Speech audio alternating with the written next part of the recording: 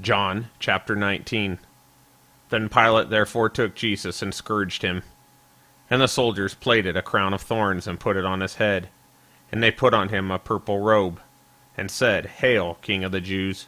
And they smote him with their hands. Pilate therefore went forth again, and saith unto them, Behold, I bring him forth to you, that ye may know that I find no fault in him. Then came Jesus forth, wearing the crown of thorns and the purple robe. And Pilate saith unto them, Behold the man. When the chief priests therefore and officers saw him, they cried out, saying, Crucify him, crucify him. Pilate saith unto them, Take ye him, and crucify him, for I find no fault in him. The Jews answered him, We have a law, and by our law he ought to die, because he made himself the Son of God. When Pilate therefore heard that saying, he was the more afraid, and went again into the judgment hall, and saith unto Jesus, Whence art thou? But Jesus gave him no answer. Then saith Pilate unto him, Speakest thou not unto me? Knowest thou not that I have power to crucify thee, and have power to release thee?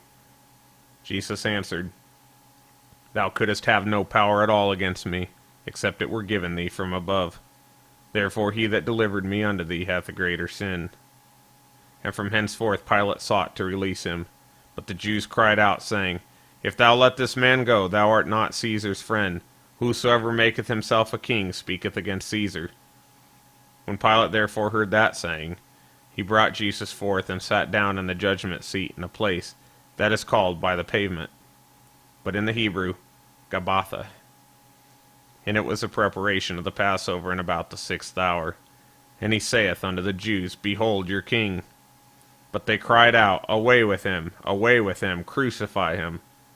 Pilate saith unto them, Shall I crucify your king? The chief priests answered, We have no king but Caesar. Then delivered he him therefore unto them to be crucified. And they took Jesus and led him away.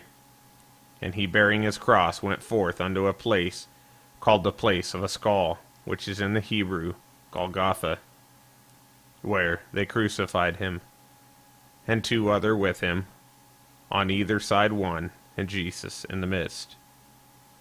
And Pilate wrote a title, and put it on the cross, and the writing was, Jesus of Nazareth, the King of the Jews. This title, then, read many of the Jews, for the place where Jesus was crucified was nigh to the city, and it was written in Hebrew, and Greek, and Latin. Then said the chief priests of the Jews to Pilate, Write not the King of the Jews, but that he said, I am King of the Jews. Pilate answered, What I have written, I have written. Then the soldiers, when they had crucified Jesus, took his garments, and made 4 parts, to every soldier a part, and also his coat. Now the coat was without seam, woven from the top throughout. They that said therefore among themselves, Let us not rend it, but cast lots for it, whose it shall be, that the scripture might be fulfilled, which saith, They parted my raiment among them, and for my vesture they did cast lots. These things therefore the soldiers did. Now there stood by the cross of Jesus his mother, and his mother's sister, Mary, the wife of Cleophas, and Mary Magdalene. When Jesus therefore saw his mother, and the disciple standing by whom he loved, he saith unto his mother, Woman, behold thy son. Then saith he to the disciple, Behold thy mother. And from that hour that disciple took her into his own home.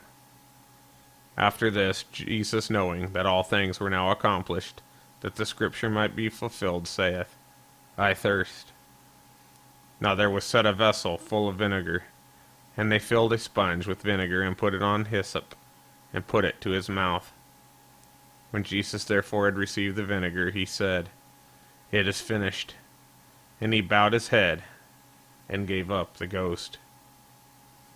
The Jews therefore, because it was a preparation, that the body should not remain upon the cross on the Sabbath day, for the Sabbath day was an high day, besought Pilate that their legs might be broken, that they might be taken away.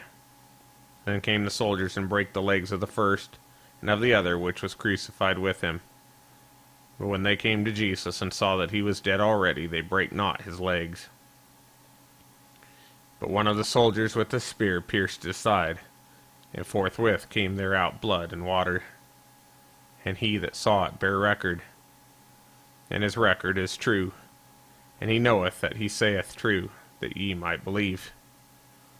For all these things were done, that the scripture should be fulfilled, a bone of him shall not be broken. And again another scripture saith, they shall look on him whom they pierced. And after this Joseph of Arimathea, being a disciple of Jesus, but secretly for fear of the Jews, besought Pilate that he might take away the body of Jesus. And Pilate gave him leave. He came therefore and took the body of Jesus. And there came also Nicodemus, which at the first came to Jesus by night, and brought a mixture of myrrh and aloes, about 100 pound weight. Then took they the body of Jesus, and wound it in linen clothes with the spices, as the manner of the Jews is to bury. Now in the place where he was crucified there was a garden, and in the garden a new sepulchre, wherein was never man yet laid. There laid they Jesus therefore, because of the Jews' preparation day, for the sepulchre was nigh at hand.